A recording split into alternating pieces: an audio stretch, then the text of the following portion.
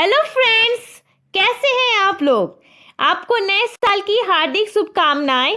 इस नए साल के अवसर पे चलते हैं, जानते हैं एक नए टॉपिक के बारे में, और वो नया टॉपिक है बिजनेस इन्वायरमेंट। तो इस वीडियो में हम जानेंगे कि बिजनेस इन्वायरमेंट क्या होता है। इससे पहले ये जानना बहुत ही ज़रूरी है कि बिजनेस क्या होते हैं और इन्वायरमेंट क्या होते हैं। बिजनेस एक एक्टिविटी है जिसमें हम मनी को अर्न करते हैं। सिंपल लैंग्वेज में अगर बात करें तो बिजनेस जिसमें हम लोग बाइंग और सेलिंग करते हैं as a way of earning money, means ये एक तरीका है जिसके थ्रू हम अपना जीविकोपार्जन करते हैं। कोई भी बंदा बिजनेसमैन बिजनेस तभी इसलिए करता है ताकि वो मनी को अर्न कर सके और अपने परिवार का पालन पोषण कर सके। इन्वायरमेंट क्या होता है? जिस वातावरण में हम रहते हैं, काम करते हैं, वो हमारा इन्वायरमेंट है। उसी तरीके से जिस वातावरण में ऑर्गेनाइजेशन काम करता है, रन करता है, वो उसका इन्वायरमेंट है, और वही बिजनेस इन्वायरमेंट को क्रिएट करता है। तो चलते हैं इसके डिफिनीशन की ओर। ओके, तो डिफिनीशन आपके सामने है। बिजनेस इन्वायरमेंट इज सम और collection of internal and external factors such as employees, customer needs, expectation, supply and demand, etc. और भी बहुत कुछ आते हैं जो बिजनेस इन्वायरमेंट के इंटरनल एक्सटर्नल फैक्टर के अंदर आते हैं, जो कि बिजनेस इन्वायरमेंट को क्रिएट करते हैं। बिजनेस इन्वायरमेंट सम और collection of internal external factor है। मीन्स इंटरनल और एक्सटर्नल फैक्टर ही बिजनेस इन्वायरमेंट को क्रिएट करते हैं। किसी भी बिजनेस ऑर्गेनाइजेशन के जो इंटरनल फैक्टर हुए और जो एक्सटर्नल फैक्टर हुए, वही उसका बिजनेस इन्वायरमेंट होता है। और दोनों इन्वायरमेंट का होना बहुत ही इंपॉर्टेंट है किसी भी बिजनेस को फ्लरिश करने के लिए। इंटरनल फैक्टर के अंदर plan, policy, human resource, machine, technology आते हैं, जो कहीं ना कहीं बिजनेस को पॉजिटिवली और नेगेटिवली दोनों तरीके से अफेक्ट करते हैं। एक्सटर्नल फैक्टर में supply, customer need, public, economic environment, society, social environment, legal environment, ये आते हैं जो कहीं ना कहीं बिजनेस को पॉजिटिवली और नेगेटिवली अफेक्ट करते हैं।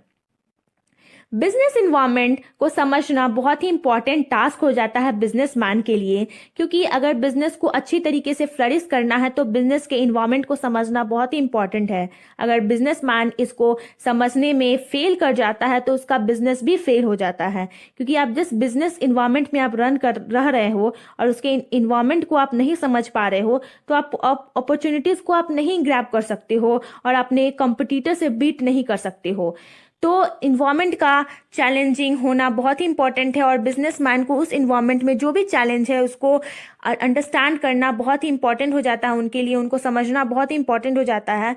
तो ये एक बहुत इंपॉर्टेंट फैक्टर होते हैं बिजनेसमैन के लिए कि उनको बिजनेस इन्वायरमेंट के जो भी फैक्टर हैं उनको अच्छे तरीके से समझना चाहिए, समझना पड़ेगा, तभी उनका बिजनेस अच्छी तरीके से फ्लरिश हो सकता है।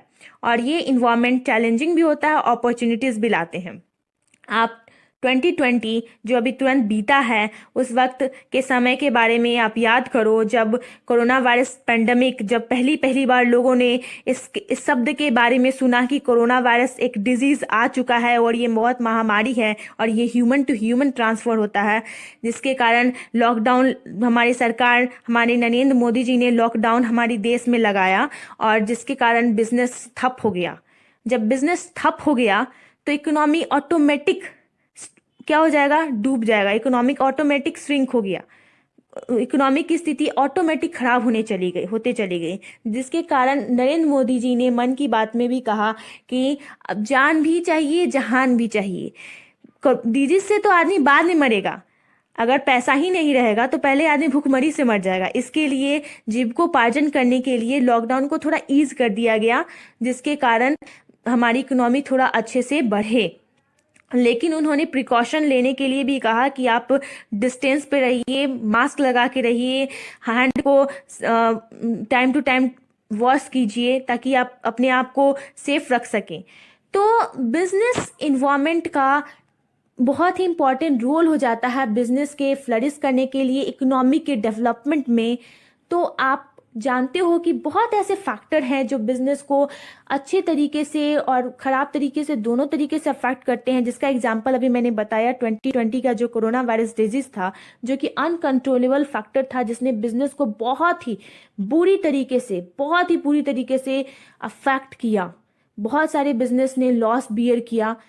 जब नरेंद्र मोदी जी ने जब लॉकडाउन को ईज किया तो बिजनेसमैन ने अपने एक्टिविटी को में ग्रोथ लाया, और आज अब दिसंबर 2020 का जो डेटा आया है जीएसटी कलेक्शन का, वो एज कंपेयर टू 2019 दिसंबर वो ज़्यादा है।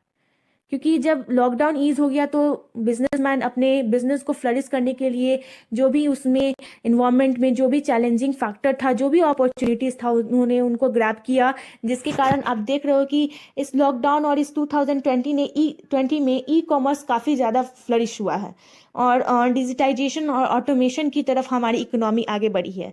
तो जो भी आपका बिजनेस इन्वायरमेंट होता है, उस इन्वायरमेंट में कुछ ना कुछ चैलेंजिंग होता है। आप जानते हो कि जब भी कुछ खराब समय आता है तो उसमें कुछ ना कुछ ऐसी चीज होती है जो आपको आगे बढ़ा सके।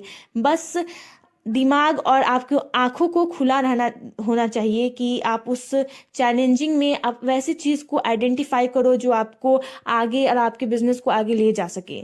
वैसी आंखें आपके पास होनी चाहिए कि आप उस लीडर की आंख की तरह अपने उस अपॉर्चुनिटीज को, उस चैलेंजिंग फैक्टर में से चुनो और अपने बिजनेस को आगे बढ़ाओ। तो बिजनेस इन्वायरमेंट बहुत ही इंपॉर्टेंट फैक्टर है बिजनेस को फ्लरिश करने के लिए और उनको डुबाने के लिए, दोनों तरीके से। बहुत सारे ऐसे बिजनेस है जो बंद हो गए इस लॉकडाउन के कारण, इस 2020 में। तो business environment it helps in identifying business opportunities, tapping useful resources, assist in planning, improve the overall performance, growth and profitability of the business। ये बिजनेस इन्वायरमेंट बिजनेस अपॉर्चुनिटीज को आइडेंटिफाई करने में मदद करते हैं, प्लानिंग करने में मदद करते हैं, यूजफुल रिसोर्सेज को टैपिंग करने में मदद करते हैं, इंप्रूव करते हैं ओवरऑल परफॉर्मेंस को, growth and profitability of the business को। कोई भी आपका गवर्नमेंट का इंटरफेरेंस भी बिजनेस को अफेक्ट करता है।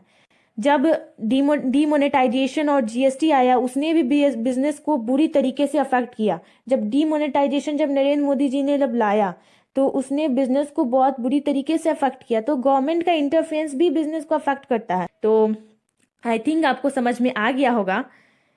तो बिजनेस इन्वायरमेंट दो तरीके के होते हैं, इंटरनल इन्वायरमेंट और एक्सटर्नल इन्वायरमेंट। इंटरनल इन्वायरमेंट ये कंट्रोलेबल होते हैं, एक्सटर्नल इन्वायरमेंट अनकंट्रोलेबल होते हैं। इंटरनल इन्वायरमेंट को हम कंट्रोल कर सकते हैं, एक्सटर्नल इन्वायरमेंट को कंट्रोल नहीं कर सकते हैं। और कोरोना वायरस एक्सटर्नल इन्वायरमेंट में ही आता है जिसको हम लोग कंट्रोल नहीं कर सकते हैं, जिसके कारण बिजनेस काफी बुरी तरीके से अफेक्ट हुआ है।